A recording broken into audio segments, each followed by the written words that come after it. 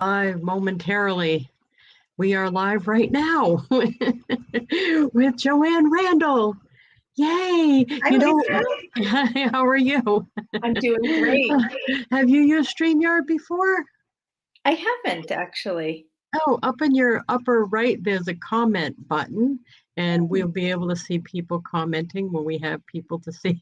Oh, very nice. It'll just Okay. be a moment. All right. Yeah, I was thinking, I've known you long enough, it seems like, that I don't remember where we met. Was it American Businesswomen's Association, maybe? That's a good question. Oh, you don't know either. Oh, that's funny. Well, you may have been introduced to me by someone else, but I looked back and I interviewed you for my radio show, New Hampshire Women in Business and Marketing Mojo Radio, probably about 9 years ago. So Wow. it's been longer than that because we had known each other prior to that. So I don't remember, to be honest. It must have been some businesswoman's Could have function of some been, yeah, kind. could have been Yeah. through Leslie Sturgeon.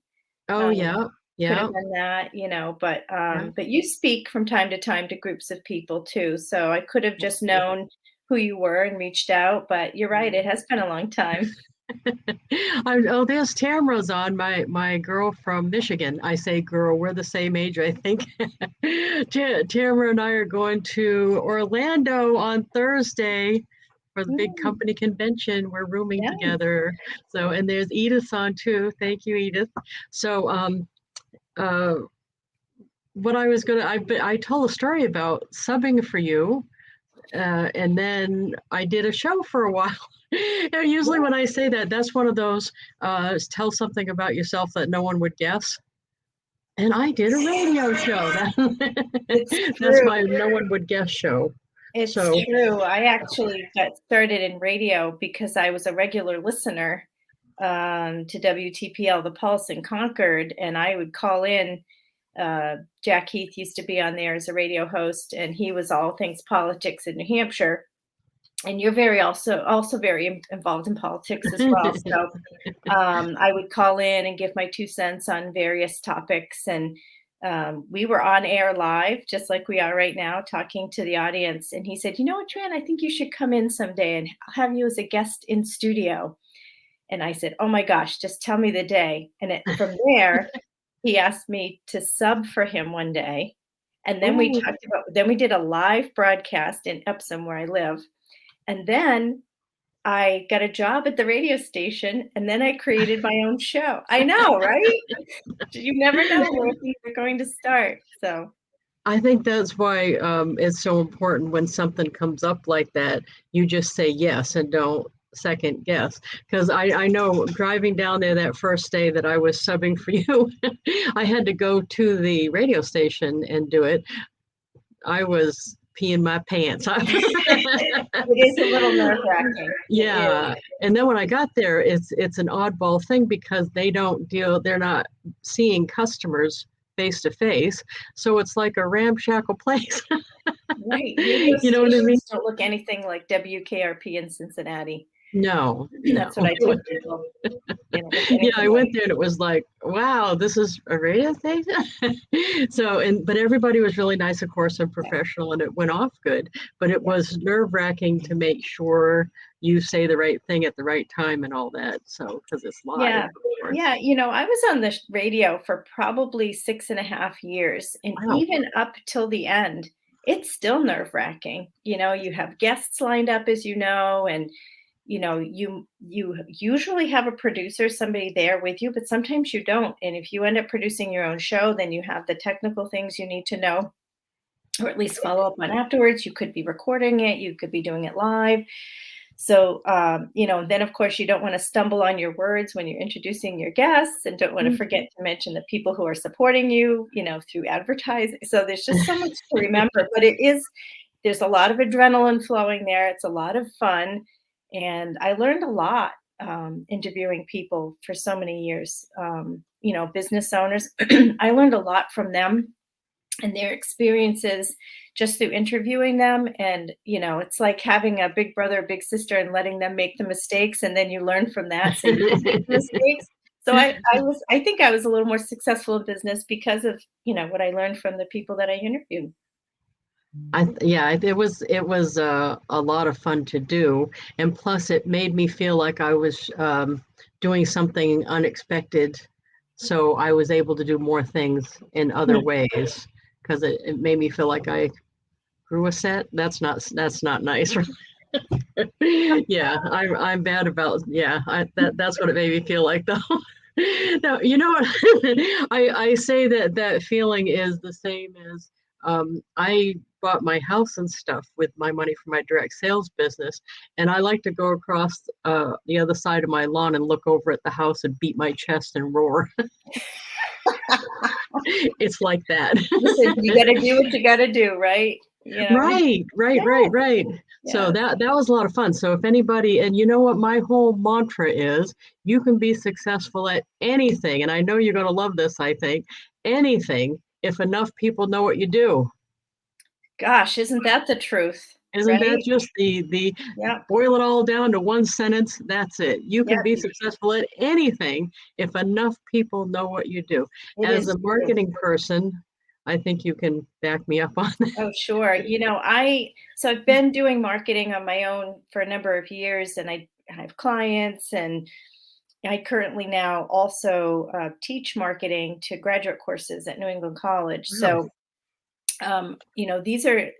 they seem like basic principles of marketing, but if you've never experienced being responsible for promoting something, you're not necessarily going to know what works and what doesn't work. And geez, how do I do that technically? And why would I go about it that way? And so, I when I meet with my students and even the clients that I'm working on their strategy and whatnot, we talk a lot about how first of all you have to know who your target market is, right? Because you can't reach out to them if you don't know who you're talking to. So you have to understand them, their life, their lifestyles, their habits, the things that motivate them, and not just their demographics, although those are certainly very helpful. But you've got to learn who your audience is. And then when you do, you can craft messages and promotions that speak to them directly. You can use words, turns of phrase, different things that they'll relate to, and it will make them feel like, geez, they're talking to me. They know my problem.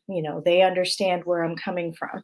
And then once you've crafted your messages, then you got to get it the heck out there. You got to promote it, advertise, public relations. I mean, all networking, any way that makes sense for you as a company, and also for the product or service that you're selling. So it's great to hang a shingle, but if people don't walk by your house, they're not going to know what you're Right. doing, right? It's funny that in direct sales, how many representatives or distributors, whatever you want to call them, don't realize that they're responsible for that. Yeah. They somehow think the company is responsible, but even if the company does a bang up job of marketing, they still need to know you do it, you personally. Yeah, sure. And so, yeah, and direct sales is an interesting animal in and of itself. And I did direct sales for a number of years. And I boy, didn't did know I, that. yes, I did. A lot of things Oh, people that's don't awesome. know about me. And I loved it. I learned a lot about myself. I learned a lot about selling and about demonstrating, and how to relate to people on a one-to-one basis when you're Oh, so trying. you did party plan.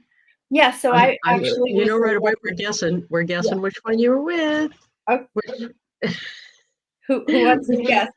you want It's to get, have actually me I was. guess in the, go Oh, ahead. they can guess. I'll wait a minute to tell you. But anyway, I used to have little groups of people come together and we would make things.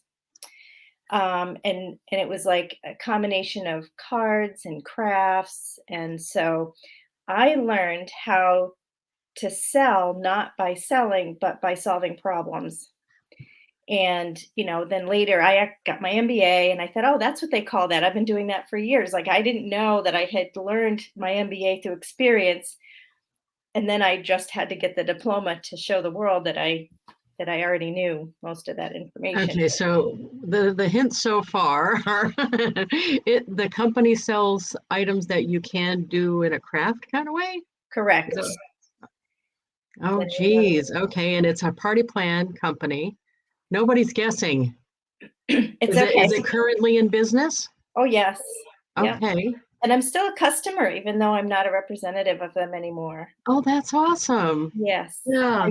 I valued the product, and I still recommend it to people, even though I don't I do wonder shows. if I know what it is. Because All the right, ones that I go I'll ahead. tell What you. is it? I'll tell you. It was Stampin' Up. Oh, Stampin' Up! I do know that. Yep. Yep. It's Yeah, okay. They're Stampin' Up! very good Yeah, company. The family that started it and runs it, they do a great job. They take care of their representatives. And so back to your point is they do a great job of promotional materials and information. But the majority of your sales are going to be people that you meet or know already, and then right. people that they refer to you. So one of the main um, one of the main points about marketing that I try to teach my students is that the greatest number of the largest percentage of your new customers comes from your current customers. So you have to turn your customers into your best friends, and we go through ways of how to make your customers feel like they really are important to you, and besides just thanking them or whatever, but bringing them in on new product development, asking their opinion, giving them free stuff for being loyal customers, and doing it constantly. And when you do that, people feel special because they are special. And then that builds brand loyalty to you personally and also to the brand. And then they're just that much more likely to refer people to you as new customers. So it's a And process. It takes time. social media has probably been able to help with that because most people have like a VIP group for their customers so they can give them Yeah. special treatment, don't you think? Yes, absolutely. So there's so many ways that you can thank your customers. You use send out cards, right? That's a perfect way of thanking your Oh, yeah. customers. It's awesome, right? Did you know how many I've sent? You I don't even want to put in a guess. It's got to be in Oh, like the hundred it's thousand. almost it's oh, not quite that many. Thanks for guessing way above. No, I'm just hitting 70,000. I've been doing it for 10 years. Right. Yeah, that it's because it's a tool. As a matter of fact, I heard about them at the American Businesswomen's Association meeting locally in Manchester. Someone was talking about it. Right, right. And I just have used it so much with my It's business. It's Yeah, really it's great. So whether you use a tool like send out cards or you literally send out cards send by out cards. hand, Yeah. you know, Yeah. it's that touch point is very important. And honestly, it feels like a lot of work.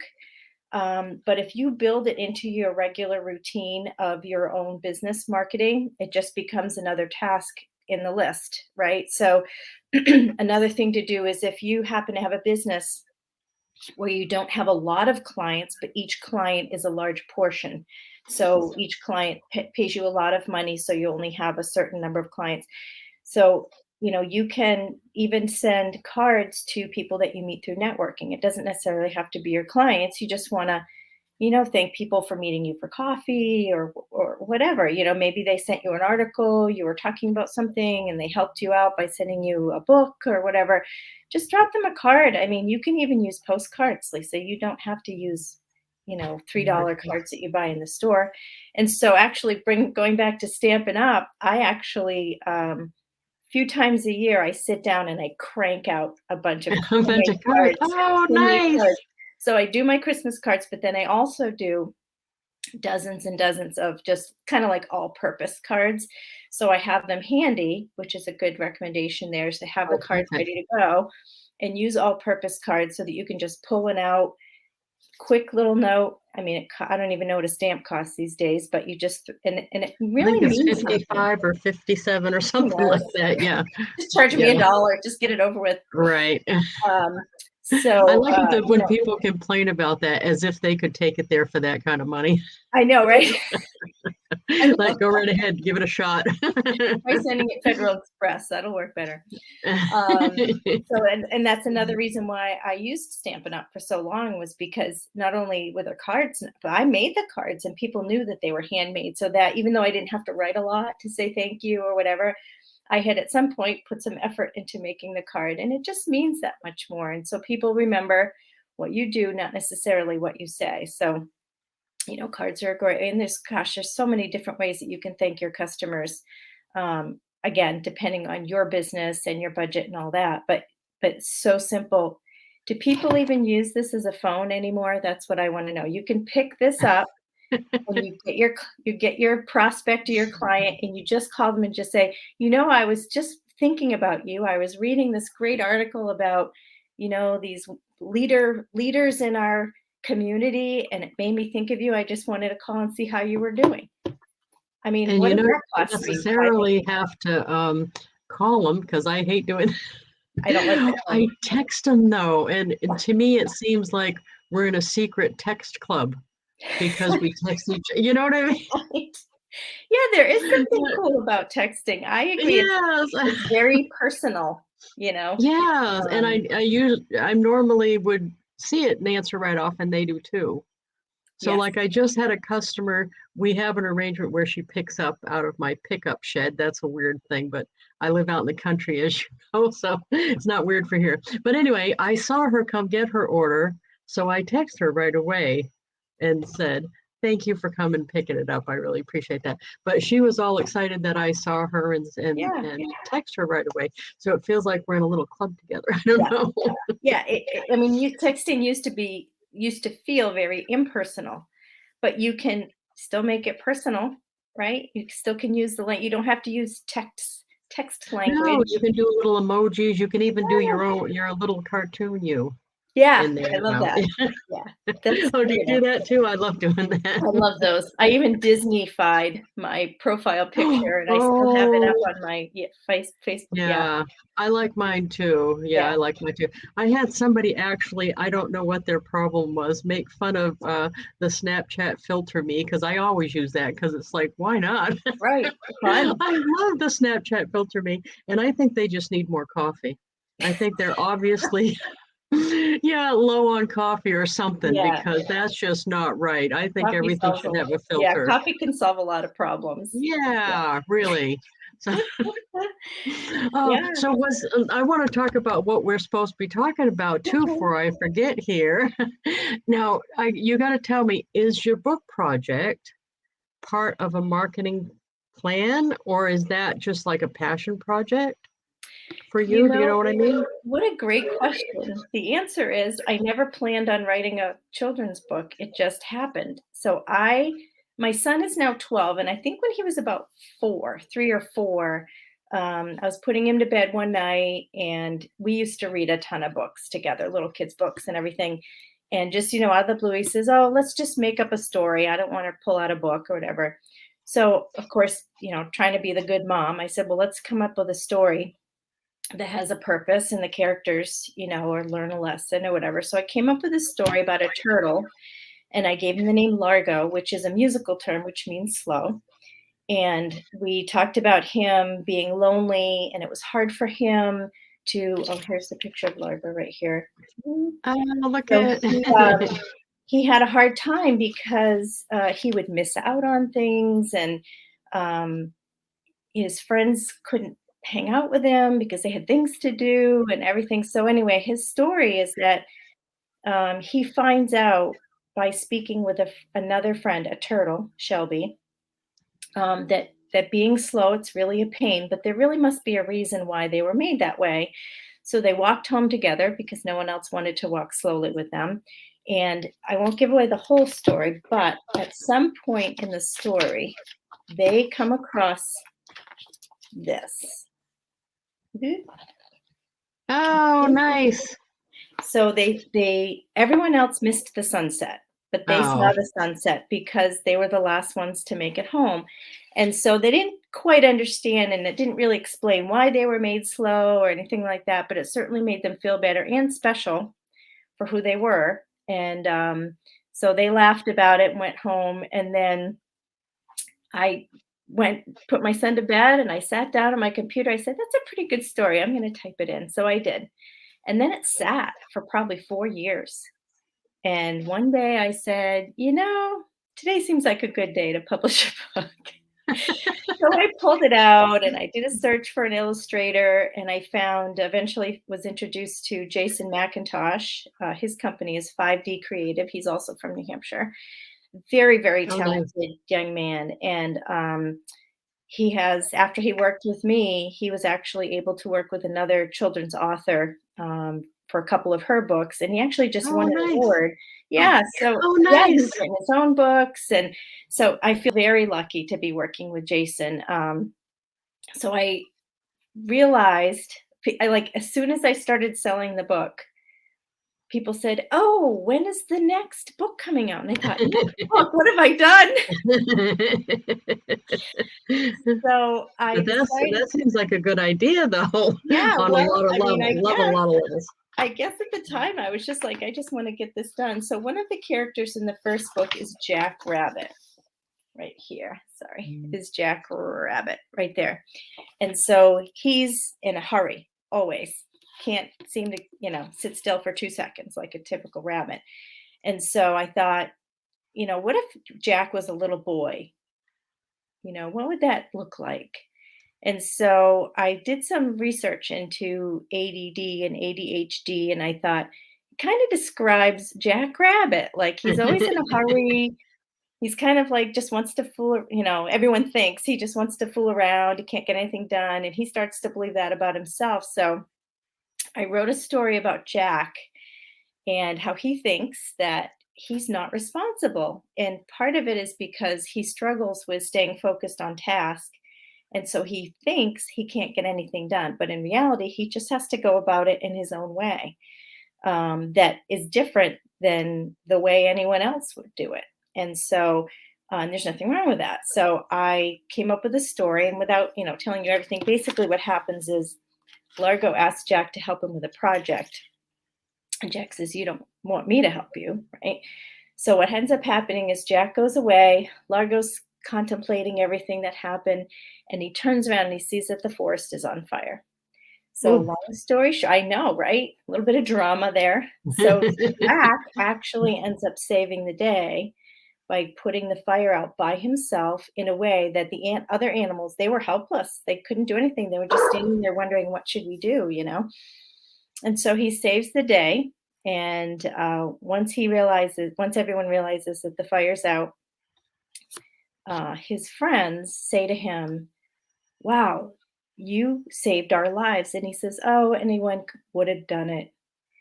And one of the new characters in the book, Bucky Beaver, says, "But not everybody could have done it." Basically, because you're different in the way that you're different, you were able to be a hero and save all of us.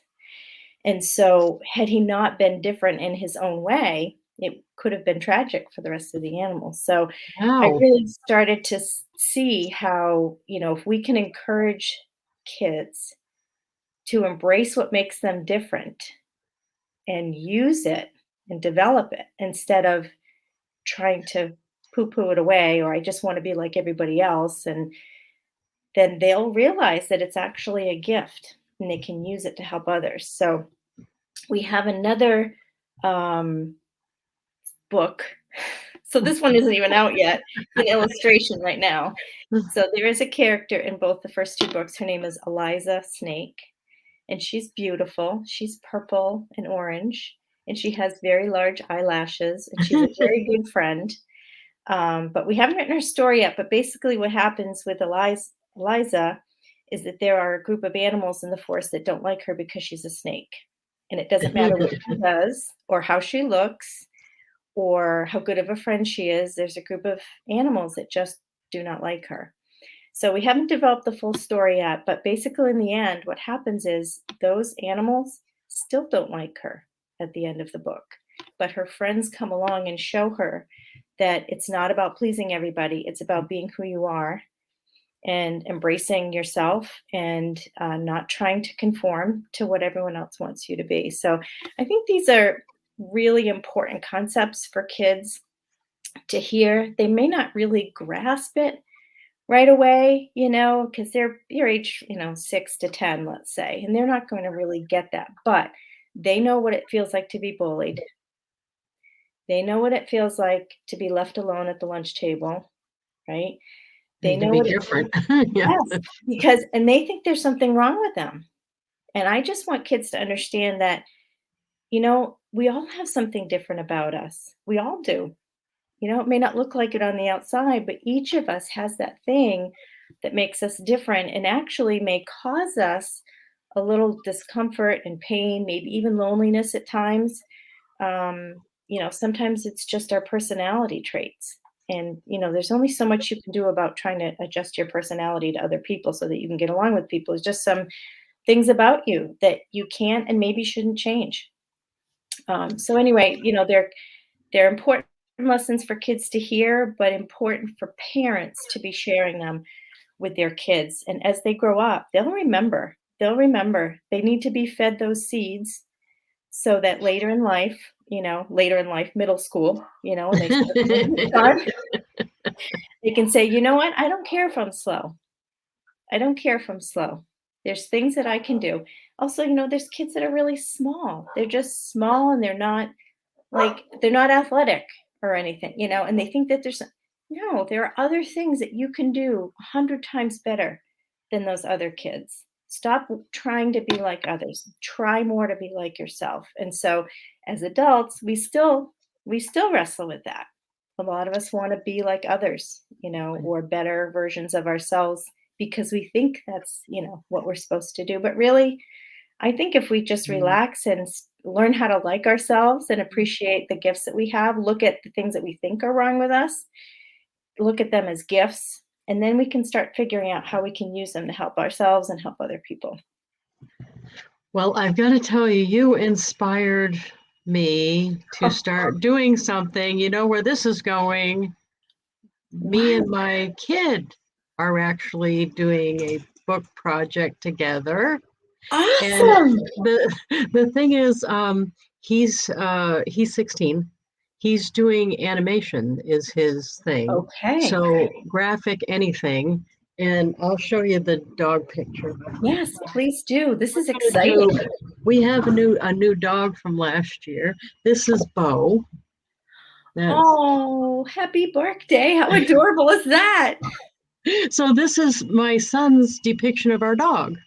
That is great. And when I've been following your book project, I was thinking to myself, maybe we could do a project where my kid does the graphics and I write the story. We do it together.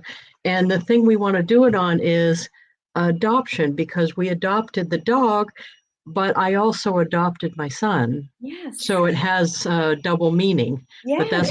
that's what we're working on right now is he's going to do the illustrations and I'm going to do the words. So Lisa, I'm thank so you. excited for you. Yes. Yes. So let me just say, like, that's first of all, that just makes me feel so great that You oh, inspired me. I'm I hadn't so even thought of happy. that. And then I thought, well, you know what? Joanne's doing something like that. Oh. I'm following your footsteps again. Well, so But when I run for president of the United States, you're going to run for president after that. Is that what the deal is? I don't know. I did the 10-year stint. No, that was 20 years, 10 different times state rep thing. Yes. I Oh, yeah. finally stopped doing that. Yeah.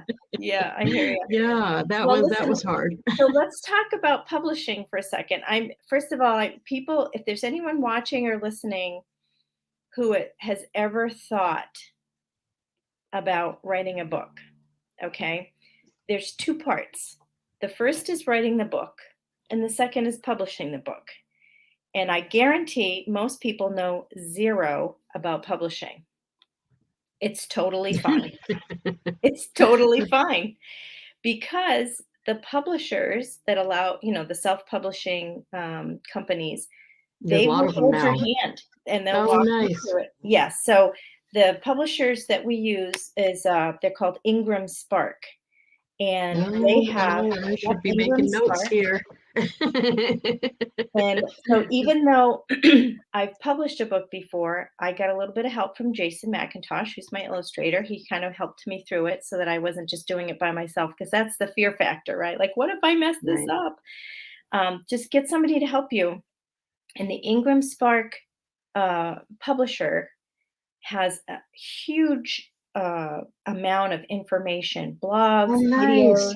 right to on their help. website. Super helpful. They have downloadable guides that you can print, because I like to print stuff. Can't read on the screen much anymore, and go through and you highlight and make yourself a to-do list. They had a podcast at one point, but they have tons of blogs out there. And it's not rocket science, people. It's actually pretty simple. You come up with a title, you come up with a description. You got to put a little bit of work into that because you want to optimize your title and your description for search. Okay. But Mhm. they'll help you with that. And then, if it's a children's book, then you need to either illustrate it yourself or get an illustrator, that sort of thing. But if it's just a textbook, the toughest part is coming up with a cover. But again, they will help Yep. you with that. There's help at every step. So knowing that you have people to help you publish the book, focus on getting the book written. Just sit down and get it written, because it seems like it could be such an easy task, but to be honest, It's harder. it's hard, right? Because you actually need large chunks of time. I found 90 minutes at a time is probably the most productive. So the first 15 or 20 minutes, your mind is still going elsewhere, whatever you were just working on, and you're settling in. Then you get about an hour's worth of real thought process. And it doesn't matter what comes out, just write it all down. It doesn't matter. You're going to end up editing it anyway. Just get it on paper. You can always reorganize it later.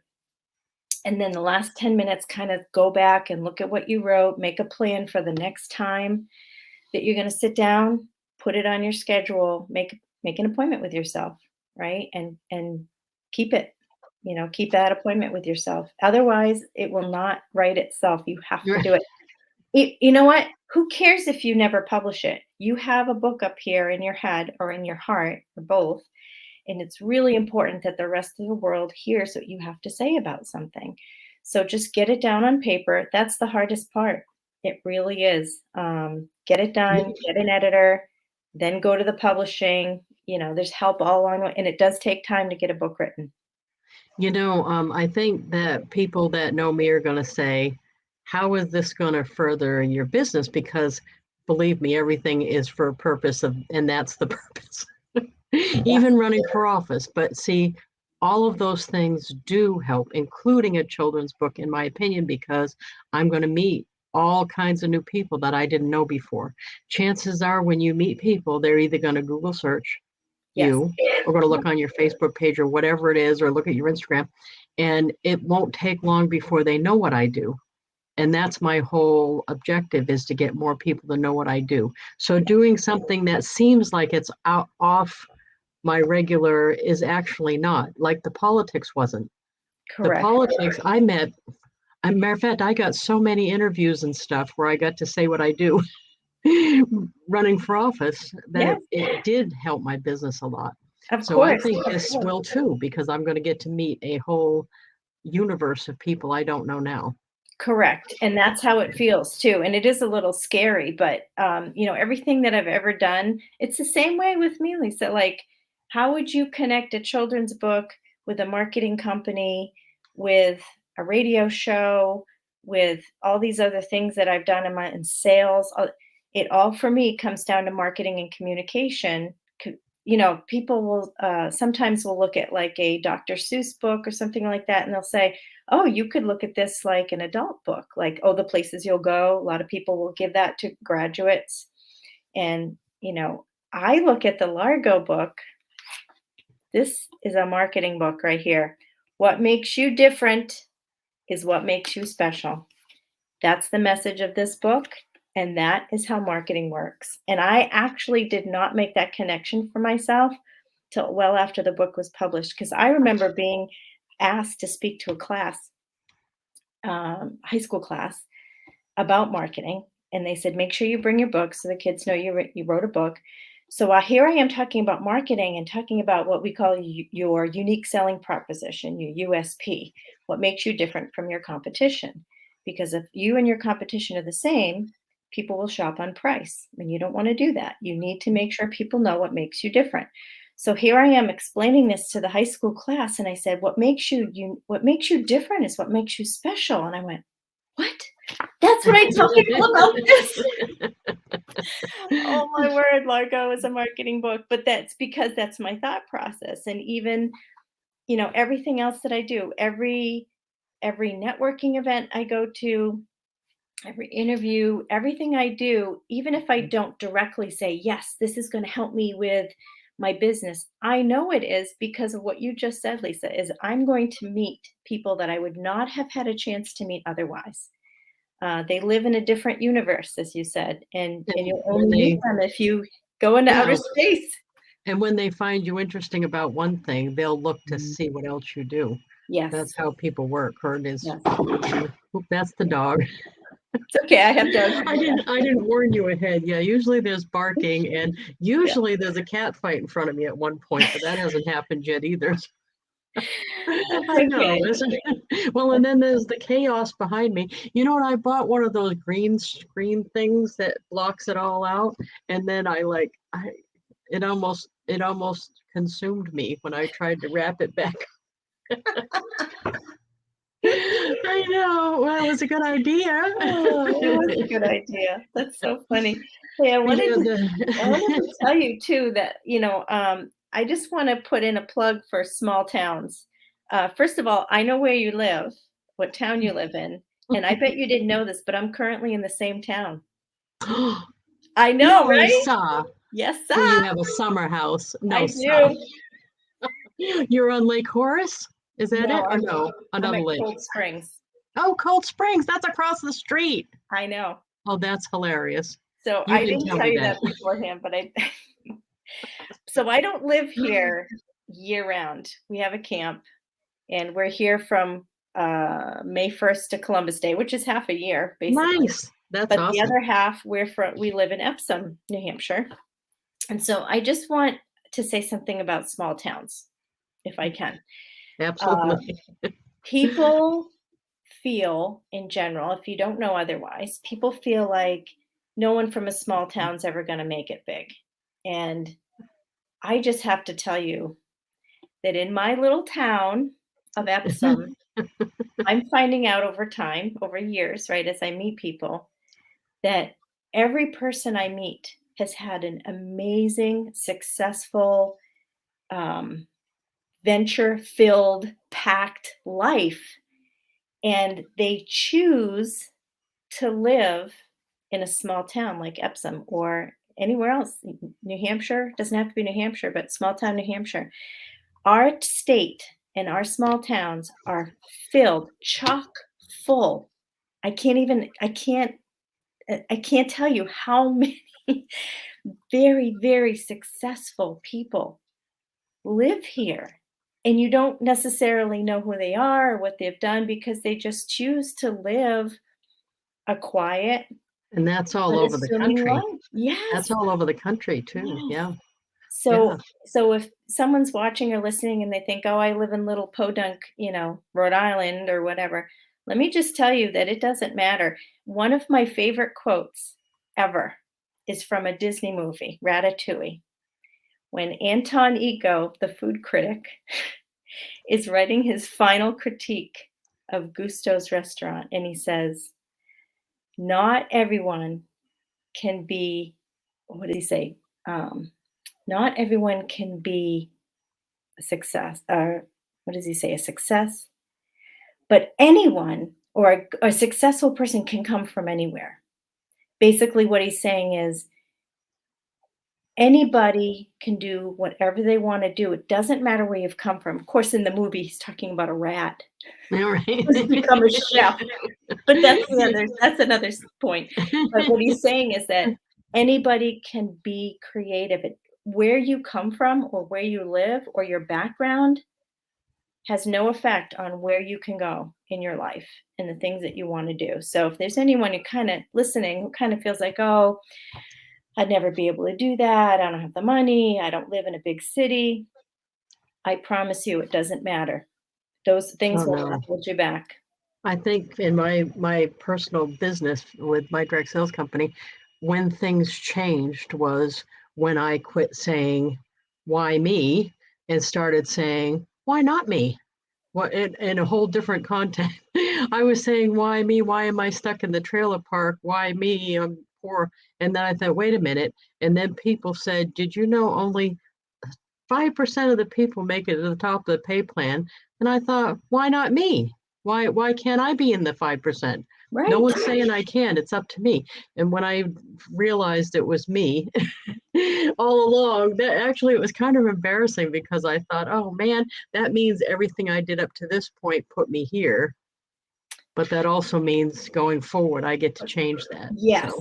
yes, but you need to go through that growth period and get to the point where you can see and comprehend that you really are in control of your decisions and where you go from that point. And people don't wake up understanding that. They have to live it, live through maybe bad circumstances, or maybe their family life wasn't great. Maybe they were abused as a child. Like, there's so many sad stories out there, but moving forward, none of those things that have held you back in the past need to hold you back anymore. Every day's start is day one. Every day is day one, and you can make that decision. Yes, it's hard.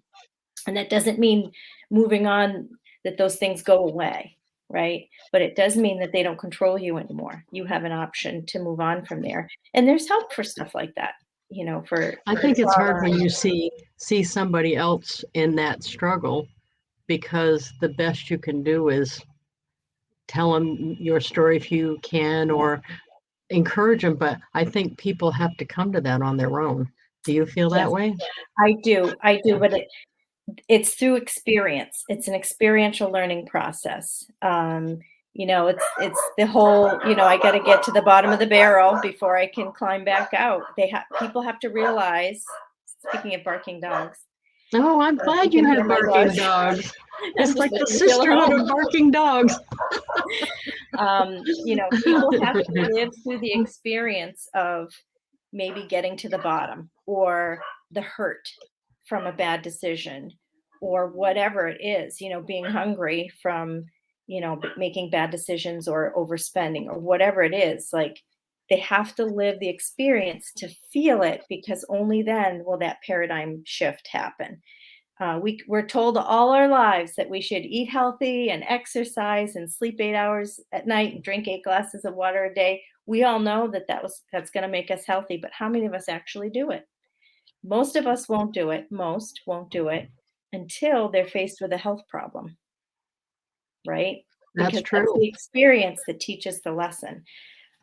So anyway, it goes right back into marketing too. Is when you come up with your messages, you address those experiences that will pull out an emotional feeling from the people who are listening to the promotion. So it all ties back in there. But for sure, I mean, I try to encourage people as best I can, in life in general, even my kids, but some people just have to learn on their own, and it's okay, because I did. And generally speaking, I turned out okay. I still make a lot of mistakes. I want to ask you a funny question. So, and all the people that you interviewed, Yep. this is one of and I'll tell you a funny one after, not an interview, but a funny one. Did you have anybody, and you don't have to say the name or anything, that was just out there? Yeah. Oh, I saw it registered. Oh, I can't wait to hear this. You can like allude to who it is so that we don't know, but that's fine. Yeah. So basically, when you pick people to interview on the radio, you just gravitate towards the people who maybe in a regular conversation they were very excited and talked a lot, and you're like, oh, this person would be great in an interview. I'll just throw out some questions and let them talk, right? Yeah. So I have to tell you, I don't remember who this was, but I remember the experience. I picked this person, local business owner, met them at a networking event. I said, you should totally come on my show. And he's like, yeah, sure. So we got there. Of course, it's live radio. And I said, this is going to be great. We have so-and-so from whatever. And so why don't you take a few minutes and tell us a little bit about your business?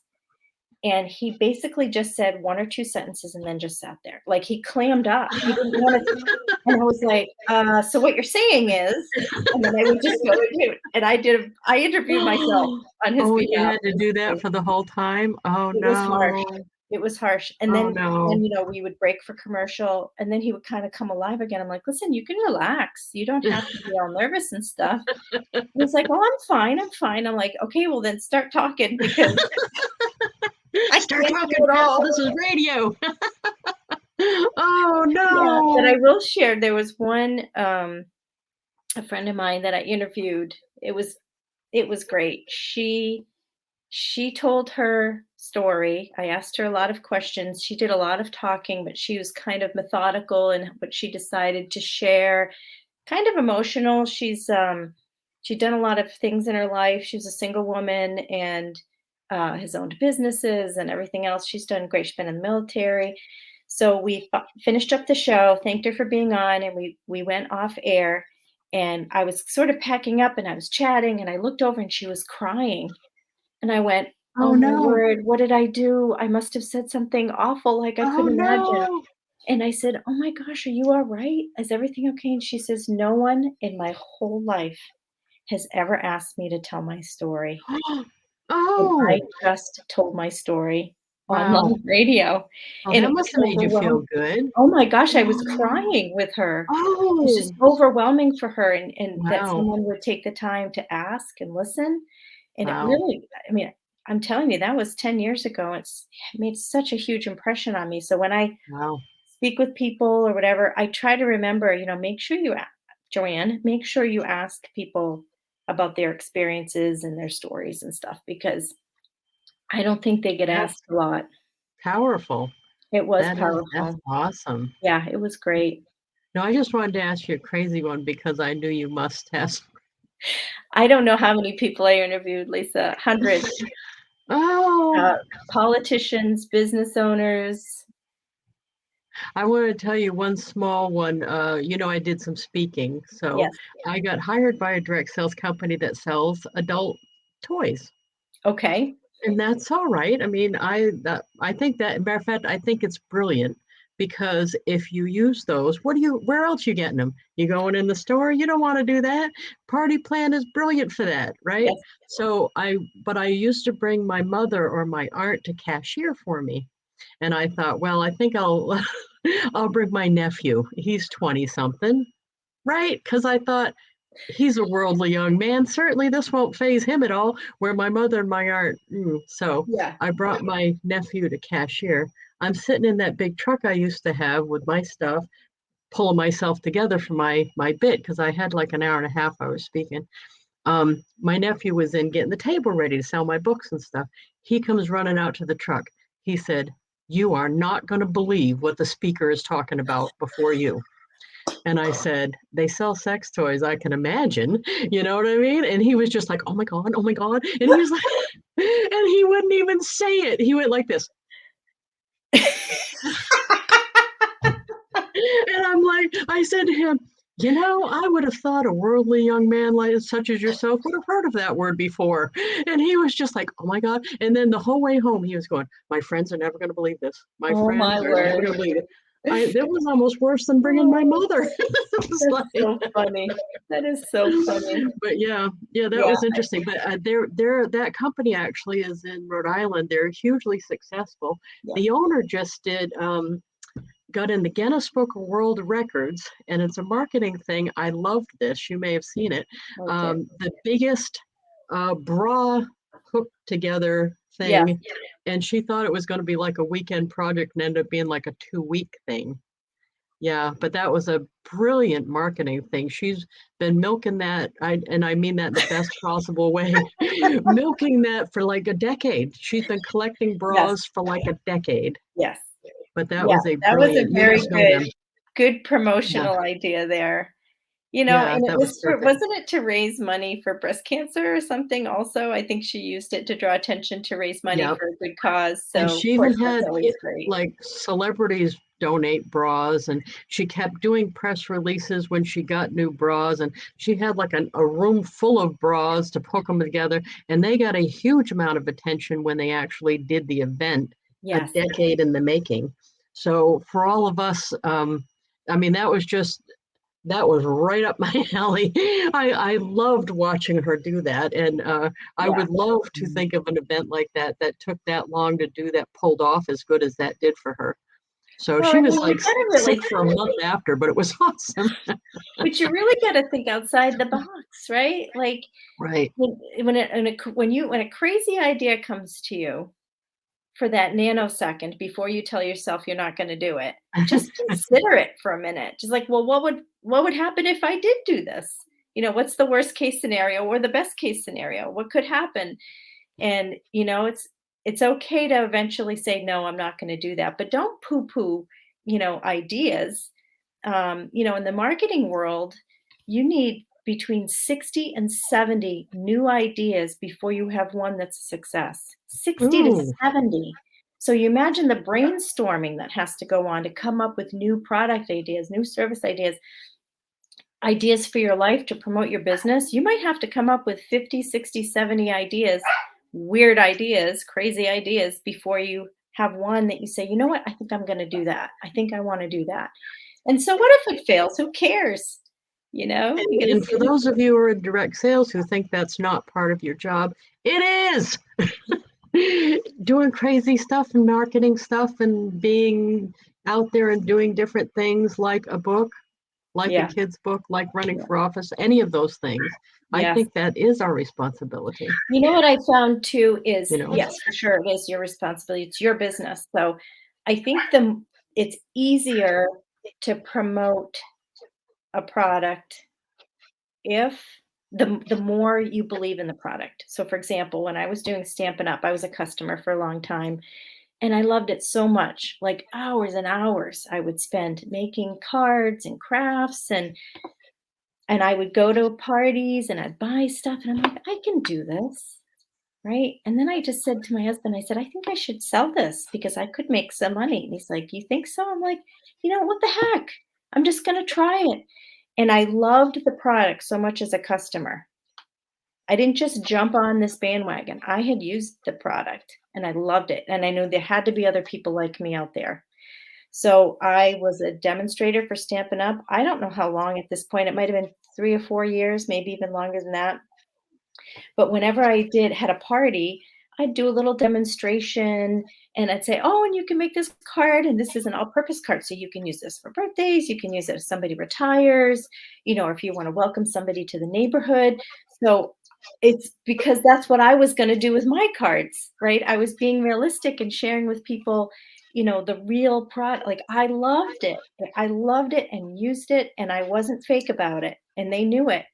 And so, there'd be people that would come to my parties who were not very crafty. So, you know what? I said, it's totally fine. Let me help you. You want me to help you? Yes. Okay. I'll do this tricky part for you. You can do the rest. And then people would get all nervous. It's not perfect. I'm like, who cares? It's a card. Right. You know what? I'll take that one. You take the one that I made. You can tell people you made this one. Who cares? It's a card. And so be as real as possible. If you sell a product in direct sales and you use it and you're selling it because you like it so much, just tell people that. Tell them that Well, you're and you don't have to love every product they sell. You can find just your yeah. niche of things. For years and years, the company I rep for, guess what I sold the most of?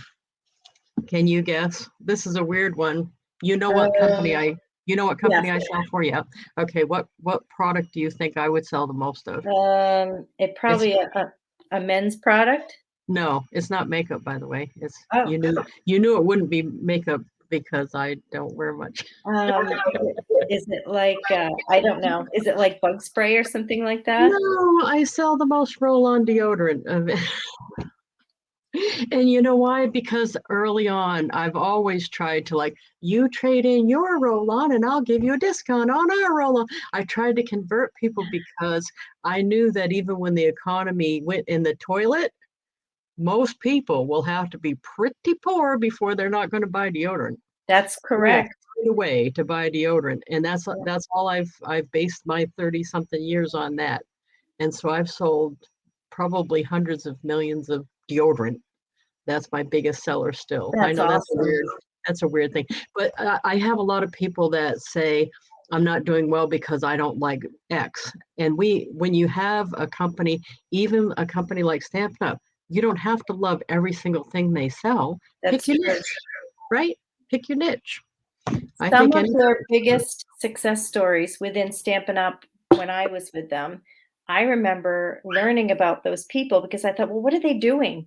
What is it that they're doing that makes them successful? And there was one woman I met, of course, I can't remember her name now, but I had a chance to talk with her and I said, boy, your craft room must be full. And she says, no, I have about 10 stamp sets in about 20 colors and a little drawer of paper. And I was like, what? How is that possible? She goes, because I just focus on, if I want to get a new stamp set, then I have to get rid of another one. So I just sell it at half price and I buy a new one. And I was like, so you don't have to own $100,000 worth of craft supplies to that sell must have been like, $20,000 in craft supplies. I yeah, know. So you're right. And I would not have been good at selling because they have products now that I've never used or have tried and I didn't like. And I wouldn't have tried to sell those at a party because I wouldn't have felt as deeply, committed to them. and I that's didn't, okay. and that's fine. Right, right. Yeah, I think that's totally. where some people get caught, messed up themselves is they think they have to be like the authority or know everything they are about all of the products. And no, really just one that you like Yeah. So if you've got, would do it. you could even work together, right? So let's say you've got two demonstrators, for makeup, and one is the lipstick lady, and the other one's the perfume lady, and they could Right, have a thing together and both do a demonstration for a group. And any products that are sold on lipstick go to one lady, and perfume goes to whatever. Or maybe they do it as one and split it. I don't know how the paperwork works, but who cares? right. Right? And It's then if something there's a different. question about lipstick, you send it to the lipstick lady. Question about perfume, you send it over to the perfume lady. Um, Perfect. I have a story to tell about direct sales, which I think you'll find funny. Uh-oh. I didn't know about this till I was probably a teenager. Before I was born, my dad sold Tupperware. Oh, I know. well, So that's neat. my dad's long gone now, right? But he was very handsome man, well liked, right? Very easy to like him. He had a lot of charisma. And so when they were first married, I don't know if my brother and sister were born yet or not, but I was not born. My dad started repping Tupperware, and he would show Wow. up to this house full of women and he would do a demonstration. I can see that working though. I would I buy know, from. right? How to use Tupperware. And the ladies are like, okay, Oh, I'll take three. And I thought, "Mom, oh, I would Dad do is that. brilliant." It's like it's just that enough of a not a shock factor, but it's just the unexpected, if you will, you When know? I have men on my team that say don't think they could sell it, I'm like, "Are you crazy? If a man walked up to me with a fragrance, put it on my neck and sniffed it and said that smells good, give me a case. You know what? Just And take here's my my money." number. I said that would be a Yeah, perfect. call me sometime. Yes, take the case, right? Oh my Oh, gosh. geez. I Well, mean, this has been so so fun. yeah, so my dad, I mean, and I don't think he did it for a long time, but something tells me he made pretty good money doing Tupperware. He made bank. Right. Burping bowls too. Yeah, right. Who Yeah, knows, yeah, right? that's an But I'll talk about my parents for a second. I don't know how much time we have, but I'll just tell you that I didn't really appreciate my parents until I was a little older. So my dad worked 30 years for a company, but he also went back to school, put himself through school, and he did real estate wow, and he started a wow, company. Started a company to teach people to certify them to sell real estate. So he started his own wow. business. My mom ran her own business out of our home. She was a teacher, certified preschool kindergarten teacher. So she opened a business in our home. And so at the time, I didn't really think anything of it, but that desire to work for yourself and create something that wasn't there before, I witnessed in my own house and didn't really appreciate it till I was older. And so now my kids, okay, so my husband and I, He's a firefighter, by the way, for the city of Concord. So he's not an entrepreneur, although he does do some side work, right, as a handyman, if you will. Mhm. And when he retires, I think he may end up pursuing that. But I've had 3 businesses under my belt. I teach, which is like a side contract thing, so basically working for myself. I've written books. I've worked for myself doing a radio show, and I attribute it to my watching my parents. They were probably scared to death, Lisa, risking starting a business, and but I didn't see it. They just did it anyway, and so that encouraged me deep down to be like, well, geez, my parents could do it. They survived and they thrived. They did great. And So you thought of it as just a natural thing to do. yeah, Yeah. doesn't every parent start a Yeah. business? No, that's awesome. Yeah, so That I is witnessed awesome. that, and it's an example for me, and I thought I can do this, and my kids so my daughter, by the way, is a business owner. She's 23. Her business is called Watchdog 365. She does, dog walking and house sitting, Oh, and I nice. know, she loves it, and she does work another job, so it's kind of like a Mm. thing for her. It's Watchdog 365. She's on Facebook. I have someone, but just in case, Okay. I like backup help. Yes, absolutely, and she's really good. She comes highly recommended, and she also, when she was, like, 12, maybe 10 or 12, had another business. She built and sold bat houses. Oh, She had done a nice. project on, the diminishing population of bats, from the disease called white nose, which was a virus, I believe, and she learned that, having bat houses in your house or at your house encourages them to multiply, and then the bats are very helpful. And so she built some bat. She actually sold quite a few of them over That's probably 3 years. awesome. Yeah, and Oh. so I thought, wow, good for you. And she's like, well, if you can do it, so can I. I thought it's the cycle of life. It is. Oh, no, It that's is. awesome. Yeah. Well, and So anyway, now that you inspired me to do a book too. Thank you. that It's the really made my cycle day. of life. It is the circle of life. I My son is 12. Okay, he is very entrepreneur minded. Oh, So I good. cannot wait to see what he comes up with. He was Yeah. selling lemonade at 6 years old in our front yard without even, he did it on his own. I was like, this kid's going places. Yeah. That's That's yeah, and awesome. it's just an attitude of serving others. It's really what it comes down to, is serving others, and sometimes you serve them and get paid for it. Sometimes you serve them and you don't get paid for it, but it's really about taking care of other people and using the gifts that you have, to help people do things that they necessarily Well, no can't do matter for what you themselves. do, it's gonna get people to know what you're doing, and Yes. that's the half the battle. So I have one last question, and then we'll Okay. wrap it up because we do an hour. Okay. The one last question is, every guest that comes on the show, you're gonna get a nice thank you card, of course, from Send Out Cards, and would you like brownies, cookies, or sea salt caramels to go with that? Oh, probably cookies, Lisa. Cookies would be Cookies, great. okay. Yeah, That every one of my seems to be husband's the choice cookies. lately, cookies. So Yeah. I will make sure you get some cookies. And Thank you have you. still have a child at home and Yes. hubby, so I'll make sure to send enough to share. Thank you. Okay. So we don't fight it out because we would. Right. Well, that would be cruel and unusual punishment. Well, thank you so much. I appreciate it. If Of you just course. stay right there for a second, and I'll be posting in the group, everybody, the link for the book too. Make sure that you go get a copy of the book. Those would make great gifts, by the way, I think, the book. And you do Thank have a you. special for bulk purchase of those. So if Yes. you stay right there, we'll go back to the green room and say goodbye, everybody. Thank you. Thanks for having me.